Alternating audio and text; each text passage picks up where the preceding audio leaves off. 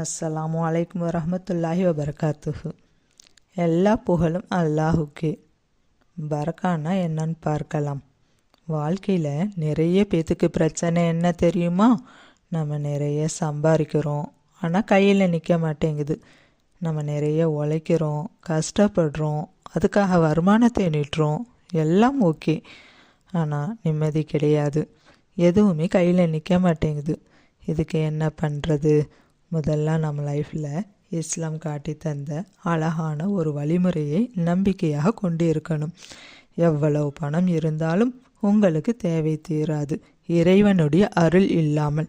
இறைவனுடைய பர்க்கத் கிடைத்தால் மட்டும்தான் நம்மளுடைய தேவைகள் பூர்த்தி செய்ய முடியும். இல்லை என்றால் எவ்வளவு பணம் இருந்தாலும் எப்படி இல்லாமல் போவதுன்னே நமக்கு தெரியாது, எப்படி அழியுதுன்னு நமக்கு கண்டுபிடிக்க முடியாது. நிம்மதியும் இருக்காது, தேவையும் பூர்த்தி செய்ய முடியாது. இதுதான் பல பேருக்கு இருக்கக்கூடிய பிரச்சனையாக இருக்கிறது. பர்க்கத்துனா எப்படின்னு சிம்பிளாக பார்க்கலாம். 4 பேர் நம்ம சாப்பிடணும், அதற்கு 4000 ரூபா தேவைப்படுது.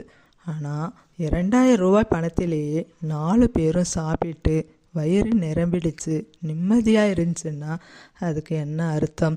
அல்லாஹுடைய அருள் இருக்கிறது, பர்க்கத் இருக்கிறது. ரசூல் ஸல்லல்லாஹு அலைஹி வஸல்லம் அவர்கள் என்ன சொல்கிறாங்கன்னா, 2 பேருடைய உணவு 4 பேருக்கு போதுமானது. புகாரி நூலில் 5392 பதிவு செய்யப்பட்டுள்ளது. நாம் இறைவனுடைய அருளை எதிர்பார்த்தவர்களாக இருக்கணும். நபி ஸல்லல்லாஹு அலைஹி வஸல்லம் அவர்கள் பிரார்த்திக்கும் போதே அருளுக்காக பிரார்த்தனை செய்வாங்க. ஒரு நாள் அப்துல் ரஹ்மான் இப்னு அவுஃப் ரலியல்லாஹு அவர்கள் நபி ஸல்லல்லாஹு அலைஹி வஸல்லம் அவர்களை சந்தித்தாங்க. எனக்கு திருமணம் முடிந்தது என்று சொன்னாங்க. உடனே ரசூல் ஸல்லல்லாஹு அலைஹி வஸல்லம் அவர்கள் சொன்னாங்க, பாரக்கல்லா, உங்களுக்கு பர்கத் உண்டாகட்டும், அல்லாஹுடைய அருள் கிடைக்கட்டும் என்று பிரார்த்தனை செய்தாங்க. அதற்கு பிறகுதான் ஆட்டை அறுத்து வலிமா விருந்து கொடுக்கணும்னு சொன்னாங்க. இது சையது புகாரியில் 5155 பதிவு செய்யப்பட்டுள்ளது. இதில் நம்ம என்ன கவனிக்கணும்னா, முதல்ல பிரார்த்தனையே பாரக்கல்லா, அல்லாஹ் உங்களுக்கு பர்கத் செய்யட்டும், அருள் புரியட்டும். எனவே நம்ம யாருக்காக பிரார்த்தனை செய்தாலும் பர்கத்துக்கான பிரார்த்தனை செய்வோம். அதே நேரத்தில் நமக்கு அல்லாஹ்விடத்தில் பர்கத் கிடைக்கணும் என்றும் துவா செய்வோம். செல்வம் கிடைக்கணும் என்பதை விட பர்கத் கிடைப்பது தான் நமக்கு தேவையானது.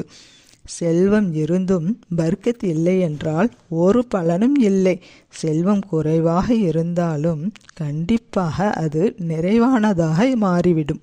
உதாரணத்துக்கு, சில குடும்பத்தில் பெரிய வீடு கட்டியிருப்பாங்க, அதில் கார் இருக்கும், ஃப்ரிட்ஜு, வாஷிங் மிஷினு, டிவி அப்படின்னு அனைத்து வசதியும் அந்த வீட்டில் இருக்கும். ஆனால் தகப்பனார் பிள்ளைகிட்ட பேச மாட்டாங்க, அக்கா தங்கச்சிட்ட பேச மாட்டாங்க, அண்ணன் தம்பிக்குள்ள பிரச்சனை, இப்படி நிம்மதி இல்லாமல் வாழ்க்கையாக இருக்கும். ஆனால் ஒரு சில குடும்பத்தில் வாடகை வீட்டில் தான் இருப்பாங்க. அம்மா அத்தாவோட, பாட்டி தாத்தாவோட, பேர பிள்ளைகளோட, அக்கா தங்கச்சியோட எல்லாம் ஒன்றா இருந்துக்கிட்டு சந்தோஷமாக, மகிழ்ச்சியாக, நிம்மதியாக இருப்பாங்க. இதுக்கு காரணம் என்ன நினைக்கிறீங்க? இறைவனுடைய அருள். இந்த மறைமுகமான அருள். இந்த அருள் இல்லாமல் எவ்வளவுதான் சம்பாதித்தாலும், எவ்வளவுதான் நம்ம கோடீஸ்வரனாக இருந்தாலும் உங்களுக்கு நிம்மதி கிடைக்காது. நம்ம தேட வேண்டியது இந்த அருள், பர்கத். இதை தான் நம்ம அல்லாஹ்விடத்தில் கையேந்த கடமைப்பட்டு இருக்கின்றோம்.